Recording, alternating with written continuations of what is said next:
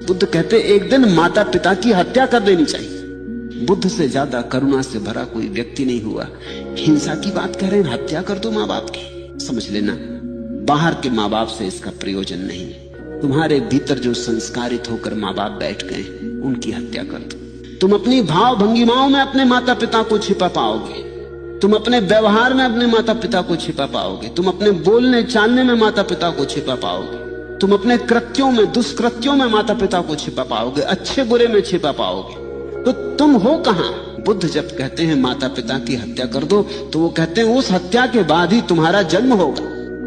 ये दूसरा जन्म तुम्हारी चैतन्य की पहली घोषणा होगी। और ध्यान रखना, इसका यह मतलब ही नहीं है कि बुद्ध ये कह रहे हैं माँ बाप गलत थे। माँ बाप तुम्हारे कितने ही अच्छे रहे हो, इससे कोई संबंध नहीं। तुम अपने बचपन में अभी भी उलझे हो, वहां से तुम निकल नहीं पाए। शरीर बड़ा हो गया है, तुम्हारी चेतना विकसित नहीं हो पाई, तुम्हारी आत्मा छोटी रह गई है। इस छोटी आत्मा को मुक्त करना है, इसे कारागृह के बाहर लाना है। इसको कारागृह के बाहर लाने का उपाय है मातरम पितरम हंतवा। तुम माता पिता के हंता हो जाओ। जिस दिन तुम माता पिता से मुक्त हुए, तुम संसार से मुक्त हुए। माता पिता तुम्हारे संसार का द्वार है, उन्हीं के सहारे संसार में आयो। जिस दिन उनसे मुक्त हो गए, उस दिन तुमने निर्वाण के द्वार में प्रवेश कर लिया।